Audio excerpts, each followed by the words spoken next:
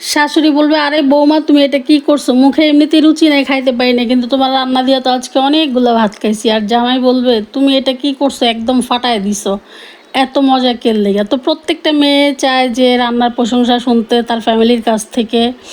তো এমন প্রশংসা শুনতে চাইলে আমার রান্না করা এই ডিফারেন্ট টাইপের রান্নাটা আপনারা ফলো করেন, দেখবেন প্রশংসার পাত্রী অবশ্যই হবেন। এটা এতটাই মজা হয়। একই রকম রান্না একঘেয়েমি রান্নার কত খাবেন বলেন তো। দেখেন আমার আজকের রেসিপি কোনটা, আমি কি রান্না করলাম। আমি পারি, আমি কম দামি জিনিস দিয়েও বেশি দামি জিনিস বানায় ফেলতে পারি। তো আজকে রান্না করছি আমি মানে পাঁচমিশালি শাক দিয়ে, নারকেল দিয়ে, আর হইলো কাঁঠালের বিচি স্পেশাল মশলা দিয়ে। তো কিভাবে কি করলাম এটা দেখতে হইলে পুরো ভিডিওটা দেখতে হবে।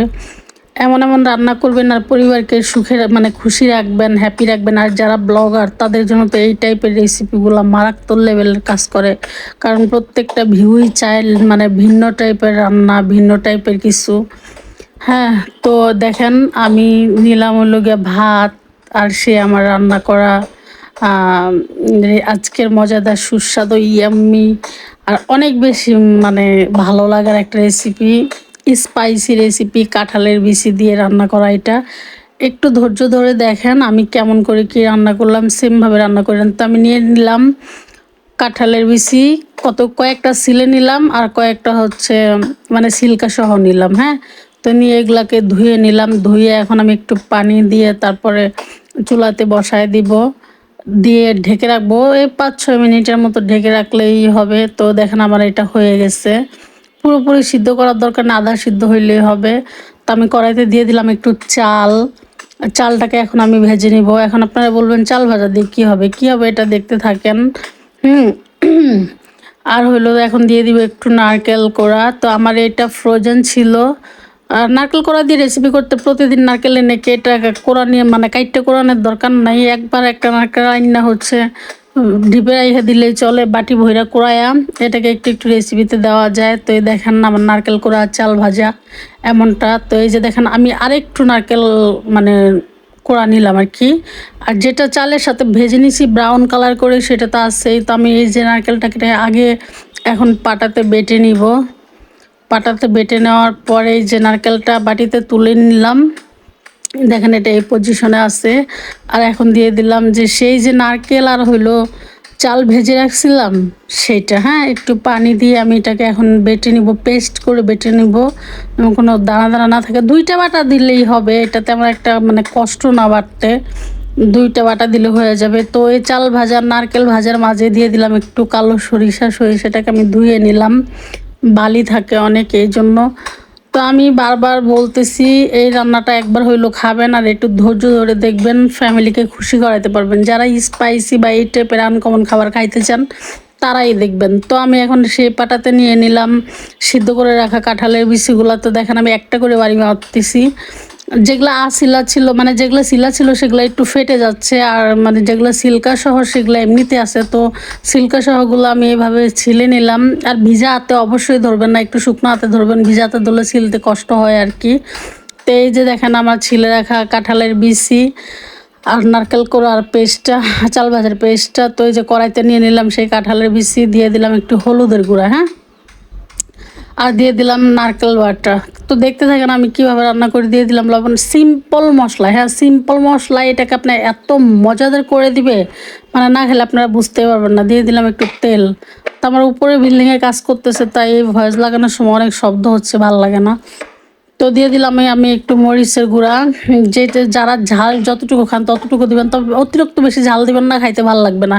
এই যে দিয়ে দিলাম নারকেল আর হইলো গিয়া চাল ভাজা সরিষা বেটে রাখছিলাম সেটা, দিয়ে দিলাম একটু জিরার গুঁড়া। হ্যাঁ, দিয়ে এটাকে এখন আমি একটু ভালো করে মাখায় নিব।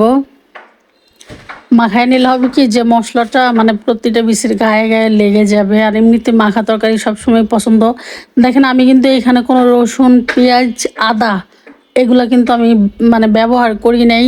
তো দেখেন আমি এখন দিয়ে দিলাম হচ্ছে পানি। পানিও কিন্তু হালকা পরিমাণ দিতে হবে, বেশি না, এটা একটা মাখো মাখো হবে। হ্যাঁ, এটা অবশ্যই আপনারা খেয়াল রাখবেন, যেটা বেশি পানি দিলে কিন্তু এটা শুকাইতে শুকাইতে অনেক সময় লেগে যাবে।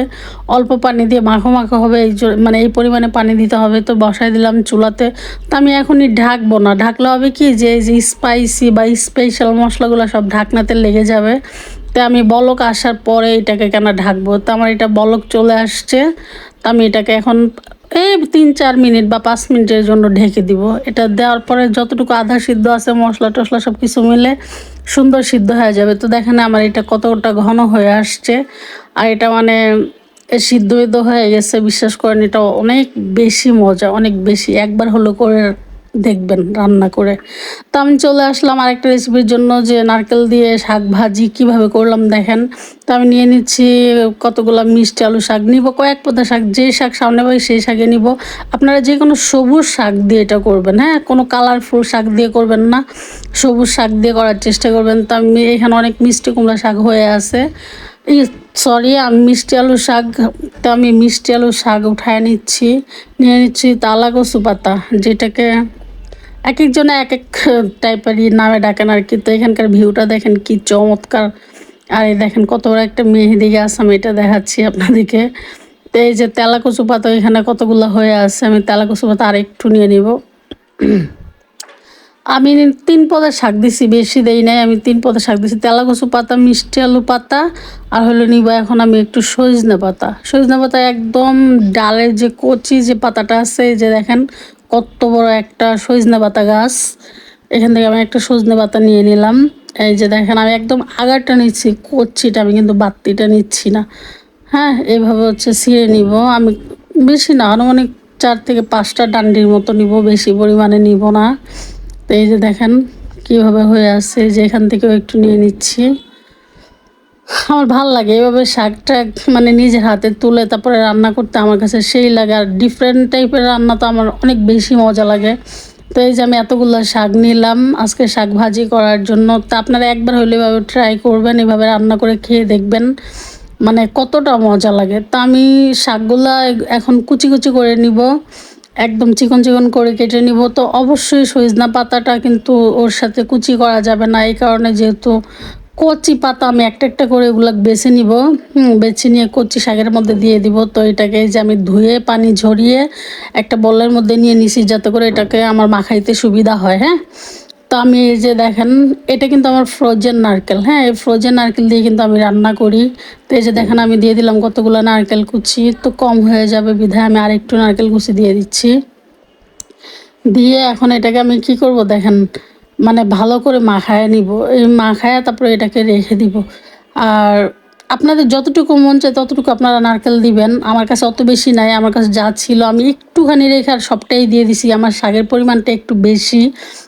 যত বেশি দিবেন তত বেশি মজা লাগবে। তো এটাকে আমি মাখায় রেখে দিব। মাখায় রাইখা এই যে দেখেন এটা এই পজিশনে আছে। তো এটাকে আমি এখন চলে যাব চুলাতে। হ্যাঁ, চুলাতে গিয়ে ফ্রাই প্যান বসাইছি, ফ্রাই প্যান গরম হয়ে গেছে। এখন দিয়ে দিলাম তেল, তেল গরম হয়ে গেল, দিয়ে দিলাম শুকনা মরিচ।